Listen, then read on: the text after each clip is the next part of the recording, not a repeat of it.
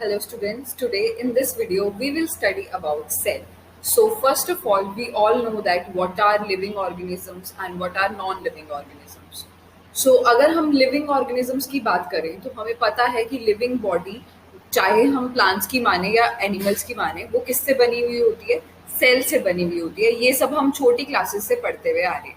और non living objects किससे बने हुए होते हैं, मैटर से बने हुए होते हैं। तो मैटर का जो बिल्डिंग ब्लॉक होता है दैट इज एटम, और जो हमारी बॉडी का बिल्डिंग ब्लॉक होता है दैट इज सेल। तो उसी के बारे में आज हम थोड़ा सा डिटेल में पढ़ेंगे, थोड़ा सा ब्रीफ इंट्रोडक्शन देखेंगे कि सेल क्या होता है, सेल की डिस्कवरी कैसे हुई और आगे सेल के अंदर कौन कौन से पार्ट्स होते हैं। तो सबसे पहले हम सेल के बारे में पढ़ेंगे कि सेल की डिस्कवरी किसने करी। तो सबसे फर्स्ट जो साइंटिस्ट थे उन्होंने डिस्कवरी करी थी सेल की 1960s के अंदर। तो अगर टू बी वेरी प्रिसाइज 1965 के अंदर रॉबर्ट हुक नाम के साइंटिस्ट थे, रॉबर्ट हुक।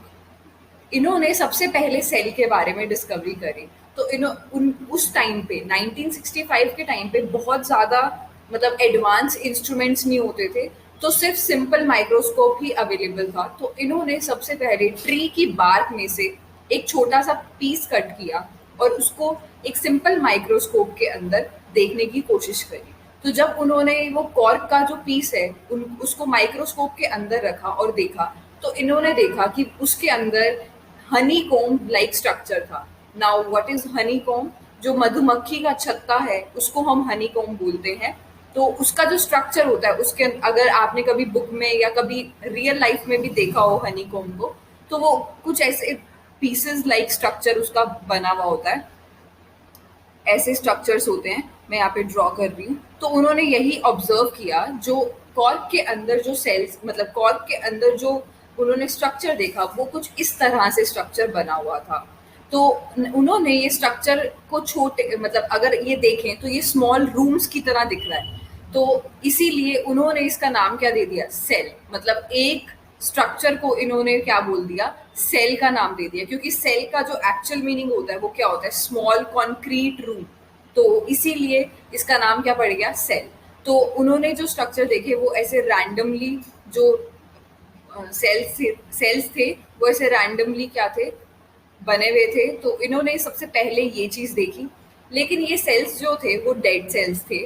तो और 150 ईयर्स मतलब रॉबर्ट हुक की डिस्कवरी के बाद 150 ईयर्स तक उनकी जो ऑब्जर्वेशंस थी वही चलती रही। There was just minor changes in his observations. मतलब बहुत ज्यादा कोई एडवांस स्टडी नहीं हुई जब तक बहुत अच्छे माइक्रोस्कोप, इलेक्ट्रॉन माइक्रोस्कोप वगैरह नहीं आए।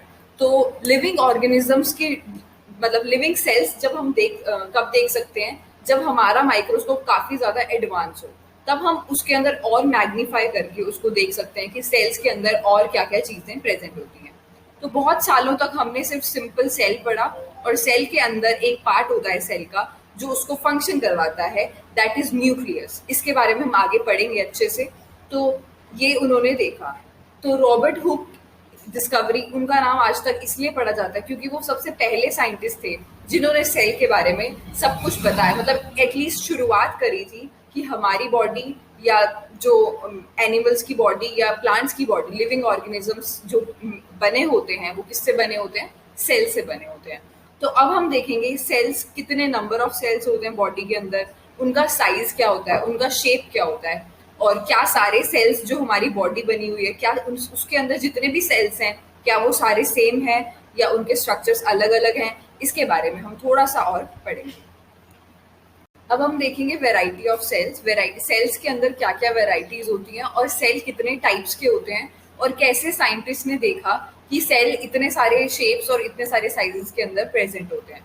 तो सबसे पहले साइंटिस्ट जो यूज करते हैं माइक्रोस्कोपिक ऑब्जेक्ट्स को देखने के लिए, वो यूज करते हैं माइक्रोस्कोप्स। और माइक्रोस्कोप के अंदर भी अगर हमें माइक्रोस्कोप से देखने के बाद भी अगर हमें डिटेल्ड स्टडी करनी है तो वो ज्यादातर स्टेन्स का यूज करते हैं, मतलब डाई यूज करते हैं, जिससे सेल के सारे पार्ट्स क्या हो जाएं, अच्छे से विजिबल हो जाएं। क्योंकि माइक्रोस्कोप जो यूज होता है वो माइक्रोस्कोपिक ऑब्जेक्ट्स के लिए यूज होता है जो बहुत ज्यादा छोटे होते हैं और हम नेकेड आई से नहीं देख सकते। तो स्टेन्स का यूज करके हम डिटेल स्टडी कर सकते हैं सेल के अंदर जो भी चीजें प्रेजेंट हैं, जो भी ऑर्गेनलीज प्रेजेंट है या जो भी सेल के पार्ट्स प्रेजेंट है, उसकी डिटेल स्टडी हम स्टेन की हेल्प से कर सकते हैं, जिससे वो और ज्यादा इफेक्टिवली विजिबल होते हैं और हम हर पार्ट को अच्छे से देख सकते हैं। तो जब ये साइंटिस्ट ने देखा कि सेल के अंदर इतने सारे पार्ट्स हैं, तो उनको ये पता चला कि सेल का जो नंबर है that is not single. That means जो बॉडी है वो, मतलब अगर मैं ह्यूमन बॉडी की बात करूं तो वो सिर्फ सिंगल एक सेल से नहीं बनी हुई, बल्कि बहुत सारे सेल से बनी हुई है। तो अगर मैं नंबर की बात करूं, फॉर एग्जाम्पल अगर मैं एग्जाम्पल लूं ट्री का या ह्यूमन बॉडी का, तो उसके अंदर हम क्या देखेंगे कि क्या हम एक ही सेल से बने हुए हैं? बिल्कुल भी नहीं। तो जो अगर ट्री की बात करूं मैं, ट्री एंड ह्यूमन बॉडी, तो अगर हम इसको टेस्ट करें या चेक करें तो हम million and trillions of cell से बने हुए हैं। और ऐसा क्यों? क्योंकि हमारे अंदर ऑर्गन्स प्रेजेंट हैं, और वो ऑर्गन्स जो हैं वो फर्दर किससे बने हुए हैं? मल्टीपल सेल से बने हुए हैं। तो हम वो काउंट नहीं कर सकते कि हमारी बॉडी एक्चुअल में कितने सेल से बनी हुई है। तो there are millions and trillions of cell in our body. तो लिविंग ऑर्गेनिजम्स दो टाइप के होते हैं, सिंगल सेल वाले भी होते हैं और मल्टी सेलुलर भी होते हैं। लेकिन हम और trees, that means plants and human body जो है वो मिलियंस ऑफ सेल से बनी हुई है। That means they are multicellular organisms. अब बात करेंगे यूनिसेलुलर ऑर्गेनिजम्स। यूनिसेलुलर नाम से पता चल रहा है हमें कि एक ही सेल होगा। जैसे फॉर एग्जाम्पल कुछ ऑर्गेनिज्म है, कुछ प्लांट्स के ऐसे पार्ट हैं जो सिंपल होते हैं और सिर्फ सिंगल सेल से बने हुए होंगे। That is amoeba. Amoeba is a unicellular organism. तो यूनिसेलुलर मतलब ये एक ही सेल से बना हुआ है। बट बात ये है कि अगर एक सेल से बना हुआ है, क्या इसके अंदर फंक्शंस नहीं होंगे? क्या इसके अंदर जो हमारी बॉडी फंक्शन परफॉर्म करती है, डाइजेशन, न्यूट्रिशन, एक्सक्रीशन, ये सब फंक्शन परफॉर्म करती है, क्या अमीबा के अंदर वो फंक्शंस नहीं होंगे? ऐसा नहीं है। चाहे कोई कम नंबर ऑफ सेल से बना है, चाहे कोई organism less number of cell से बना है, उससे उसके फंक्शन पे कोई फर्क नहीं पड़ेगा। तो लेस नंबर ऑफ सेल से कोई ऑर्गेनिज्म अगर बना हुआ है तो, लेकिन उसके जो फंक्शंस होंगे वो फिर भी एफिशिएंट ही रहेंगे। ऐसा नहीं है कि जो जिसके अंदर कम सेल्स हैं वो अच्छे से वर्क नहीं करेगा और जिसके अंदर ज्यादा सेल्स हैं वो अच्छे से वर्क करेगा, ऐसा कुछ नहीं है। तो हर ऑर्गेनिज्म सारे लिविंग, मतलब अपनी बॉडी को सरवाइव करवाने के लिए सारे फंक्शंस परफॉर्म करता है। डाइजेशन, न्यूट्रिशन और एक्सक्रीशन, ये सारे जो भी वाइटल ऑर्गेनिजम्स हैं, सॉरी वाइटल फंक्शंस हैं, वो सारे परफॉर्म करेगा कोई भी ऑर्गेनिज्म हो। तो यूनिसेलुलर ऑर्गेनिज्म, हाँ मेथड जरूर अलग हो सकता है कि डाइजेशन का हमारे लिए अलग मेथड है, किसी और के लिए कुछ और मेथड होगा। फॉर एग्जाम्पल हम डाइजेशन के लिए माउथ से स्टार्ट करते हैं, लेकिन प्लांट्स जो है वो सनलाइट और ये सब यूज करके क्या करते हैं, फूड को मेक करते हैं। इसी तरह से एनिमल्स के अंदर थोड़ा सा डिफरेंट होगा, अमीबा के अंदर थोड़ा सा डिफरेंट होगा। तो दो टाइप के हम बोल सकते हैं कि दो टाइप के ऑर्गेनिजम्स होते हैं, unicellular and multi cellular. Unicellular के अंदर एक ही सेल होगा और वही एक सेल सारे के सारे फंक्शन परफॉर्म करेगा।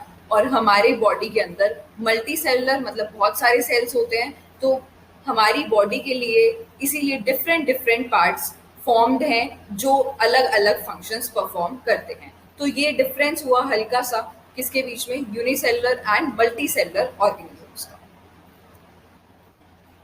इसके बाद हम देखेंगे शेप्स ऑफ सेल। लेकिन इससे पहले हम एक चीज और मैं आपको यहाँ पे क्लियर कर दूंगी कि जो सेल्स हैं, मल्टी सेलुलर ऑर्गेनिज्म की अगर मैं बात करूँ तो उसके अंदर बहुत सारे सेल्स प्रेजेंट होते हैं, मिलियंस ऑफ सेल प्रेजेंट होते हैं, ये अभी मैंने आपको बताया। लेकिन मल्टी सेलुलर ऑर्गेनिज्म के अंदर ऐसा नहीं है कि सेल मतलब पूरी बॉडी सेल से बनी, एक ही टाइप के सेल से बनी हुई है। There are different types of cell. अब बात कैसे आती है कि सेल होता है, देन सेल का ग्रुप होता है। मतलब अगर बहुत सारे सेल्स मिलते हैं तो वो एक ग्रुप बनाते हैं जिसको हम बोलते हैं टिश्यूज। मतलब हमारी बॉडी के अंदर स्पेसिफिक स्पेशल या बोलूँ स्पेशलाइज्ड टिश्यूज होते हैं जिनके डिफरेंट डिफरेंट फंक्शंस होते हैं और वो हमारी बॉडी उनके हिसाब से क्या करती है, परफॉर्म करती है। तो इसको हम लिख सकते हैं cell, then group of cell is known as tissues, and फिर ग्रुप ऑफ टिश्यूज मतलब बहुत सारे टिश्यूज मिलके क्या बनाएंगे, ऑर्गन्स बनाएंगे। ऑर्गन्स मिलके क्या बनाएंगे, ऑर्गन सिस्टम बनाएगा। ऑर्गन सिस्टम मतलब हमारी बॉडी के अंदर जो इतने सारे सिस्टम परफॉर्म होते हैं, रेस्पिरेशन, डाइजेशन, सर्कुलेटरी सिस्टम, ये सब सिस्टम क्या है, ऑर्गन सिस्टम है, क्योंकि ये सारे सिस्टम्स पर्टिकुलर ऑर्गन से रिलेटेड है। फॉर एग्जाम्पल सर्कुलेटरी सिस्टम के अंदर क्या होता है, लंग्स एंड हार्ट। तो हार्ट क्या करता है, ब्लड पंप करता है और पूरी बॉडी के अंदर ब्लड को पहुंचाता है। तो ये एक सर्कुलेटरी सिस्टम है जिसके अंदर सिर्फ मतलब मेन ऑर्गन्स जो है हमारे क्या है, लंग्स एंड हार्ट। तो ये ऑर्गन्स क्या बनाते हैं, ऑर्गन सिस्टम बनाते हैं। एंड बहुत सारे ऑर्गन सिस्टम मिलके क्या बनाएंगे, ऑर्गेनिज्म को फॉर्म करेंगे। जैसे कि हम हैं, हमारी पूरी बॉडी एक सिस्टम पे नहीं चलती। मतलब अगर हमारी बॉडी में सिर्फ सर्कुलेटरी सिस्टम हो, क्या हम वर्क कर पाएंगे, मतलब क्या हमारी बॉडी सही से वर्क कर पाएगी, नहीं। क्यों, क्योंकि हमारी बॉडी को जिंदा रहने के लिए सारे फंक्शंस परफॉर्म करने इंपॉर्टेंट है। खाना खाना इंपॉर्टेंट है, that means digestive system important है, रेस्पिरेटरी सिस्टम इंपॉर्टेंट है। तो ये सारे ऑर्गन सिस्टम जो हैं ये पूरा क्या बनाते हैं, ऑर्गेनिज्म बनाते हैं, जिसकी वजह से हमारी बॉडी पूरी परफॉर्म करती है। तो अगर हम इसको ध्यान से देखें तो ये पूरा सिस्टम एक्चुअल में इसका जो मेन यूनिट है वो क्या है, सेल। तो ये सारा चीज सेल से बनी हुई है। मतलब group of cells is known as tissues. Group of tissues क्या बनाते हैं, ऑर्गन्स बनाते हैं। ऑर्गन्स का ग्रुप मिलके क्या बनाता है, ऑर्गन सिस्टम बनाता है। और ऑर्गन सिस्टम मिलके क्या बनाता है, एक पूरा का पूरा ऑर्गेनिज्म बनाता है। तो ये इम्पॉर्टेंट है, ये हमें याद रखना है अच्छे से और समझना भी है इसको। अब हम बात करते हैं डिफरेंट काइंड ऑफ सेल्स, मतलब क्या शेप्स होती हैं, सेल की शेप की वजह से क्या फर्क पड़ता है। तो अगर मैं शेप की बात करूं, शेप के अंदर जैसे अगर मैं डिफरेंट सेल्स एक के एग्जांपल लेती हूँ। सबसे पहले शेप ऑफ सेल्स,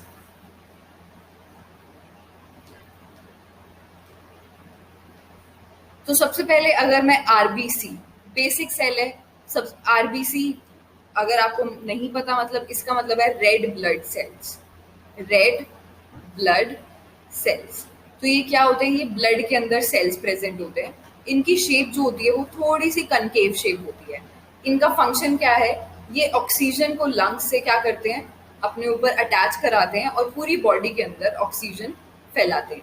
तो मतलब ब्लड के अंदर, ब्लड का जो मेन फंक्शन है कि ऑक्सीजन को पूरी बॉडी के अंदर घुमाना या पूरी बॉडी के अंदर जहां जरूरत है वहां पे लेके जाना, वो कौन करता है, आरबीसी करते हैं। तो इनकी शेप कॉन्केविटीज होती है। कॉन्केविटीज मतलब ये थोड़ा सा स्लोप यहाँ पे है। तो ये कॉन्केविटीज क्या करती हैं, बेसिकली ये सरफेस एरिया बढ़ा देती है सेल का। सरफेस एरिया बढ़ाना मतलब ज्यादा से ज्यादा ऑक्सीजन ये क्या कर सके, कैरी कर सके, या मैं बोलूँ एब्जॉर्ब कर सके अपने सरफेस के ऊपर। तो इसीलिए इनका इनका जो शेप है वो इस ऐसे बना हुआ है। इसी अगर मैं दूसरी बात करूं, WBC की बात करूं, WBC मतलब वाइट ब्लड सेल्स। ये भी ब्लड के अंदर प्रेजेंट होते हैं, नाम से पता चल रहा है, वाइट ब्लड सेल्स। इनकी कोई पर्टिकुलर शेप नहीं होती, ये रैंडम शेप के होते हैं। मतलब ये ऐसा क्यों होता है, क्योंकि WBCs की टेंडेंसी होती है कि वो स्नीक आउट कर जाते हैं किसी भी कैपिलरी से या किसी भी वेन से। अगर उनको इस साइड जाना है तो वो अपनी शेप चेंज करके इधर चले जाएंगे, इधर जाना है तो इधर चले जाएंगे। ऐसा क्यों, क्योंकि वाइट ब्लड सेल्स का जो फंक्शन है वो फंक्शन है फाइट करना। किससे, कोई भी बैक्टीरिया या किसी ने भी हमारी बॉडी के अंदर अटैक किया है उससे क्या करेंगे, ये फाइट करेंगे। बेसिकली हमारी इम्यूनिटी के लिए बहुत ज्यादा इंपॉर्टेंट है। तो white blood cells are totally responsible for our immunity. तो इम्यूनिटी बूस्ट करते हैं वाइट ब्लड सेल्स हमारी, इसीलिए इनकी शेप क्या हो जाती है, चेंज होती रहती है, क्योंकि इनका फंक्शन ही ऐसा है। इनको किसी से फाइट करनी है तो इनको अपनी शेप को क्या करना पड़ता है, बार बार चेंज करना पड़ता है। इसी तरह से अगर मैं नर्व सेल की बात करूं, नर्व सेल ये थोड़ा सा डिफरेंट टाइप ऑफ सेल है। और ये सेल जो है ये हमारा कंट्रोल एंड कोऑर्डिनेशन के लिए रिस्पॉन्सिबल है। जो हम सुनते हैं, सेंस करते हैं चीजें, रिस्पॉन्ड देते हैं, वो किसकी वजह से देते हैं, नर्व सेल की वजह से देते हैं। इसकी जो शेप होती है वो ऐसे थोड़ा एलोंगेटेड शेप है इसकी। तो इसके अंदर ऐसे फाइबर्स, मतलब fibre like, thread like structures हैं जो सिग्नल यहाँ से रिसीव करते हैं और वो सिग्नल को कहाँ पे पहुंचाते हैं, स्पाइनल कोड और ब्रेन तक पहुंचाते हैं। इसका बहुत इंपॉर्टेंट फंक्शन है नर्व सेल का। तो इसकी शेप थोड़ी ऐसी है, बिल्कुल डिफरेंट शेप है। इसी तरह से मसल सेल्स और भी डिफरेंट शेप के हैं। अगर मैं बात यहाँ पे बताऊं तो मसल सेल्स हमारे पास स्पिंडल शेप के होते हैं, मतलब जो साइड से थिन शेप होगी और अंदर से मिड वे से थोड़े से क्या होंगे, थिक, और बीच में क्या होगा, न्यूक्लियस। तो मसल सेल्स हमारे इस ऐसे फाइबर्स की तरह प्रेजेंट होते हैं। तो this was all about cell. तो सेल का हमने देखा कि कितने डिफरेंट टाइप के सेल्स हैं और उनकी कैसे इतनी डिफरेंट शेप है। तो इसी शेप की वजह, इनकी जो शेप है वो इनके फंक्शन से रिलेटेड है, कि इनका जो फंक्शन होगा इसी उसी टाइप से इनकी शेप क्या है, बनी हुई है। तो इससे हमें पता चलता है कि जो से हमारी बॉडी के अंदर सेल्स हैं वो डिफरेंट डिफरेंट शेप्स के होते हैं अकॉर्डिंग टू देयर फंक्शन। तो यहाँ तक हमने पढ़ा number of cells and shape of cells. अब हम देखते हैं साइजेस ऑफ सेल्स, सॉरी। तो साइज ऑफ सेल के अंदर क्या आएगा कि सेल का जो साइज है, क्या वो हम, अगर हम सेल को नेकेड आइज से नहीं देख पा रहे तो हम बिल्कुल अंदाजा लगा सकते हैं कि सेल का साइज बहुत ज्यादा छोटा होगा। तो जो सेल का साइज हम मेजर करते हैं वो हम मेजर करते हैं माइक्रोमीटर्स के अंदर। Micrometres, that is a millionth of a metre. मतलब एक मीटर का मिलियंथ पार्ट जो होता है वो क्या होगा, माइक्रोमीटर होगा। और ये होता है सेल का साइज। तो सेल साइज जो है वो हम माइक्रोमीटर के अंदर मेजर करेंगे। इसी तरह से डिफरेंट सेल्स का डिफरेंट डिफरेंट माइक्रोमीटर्स के अंदर हम साइज को क्या कर सकते हैं, कैलकुलेट कर सकते हैं। दैट मीन्स सेल बहुत ज्यादा छोटा होता है, नेकेड आइज से हम बिल्कुल नहीं देख सकते सेल को।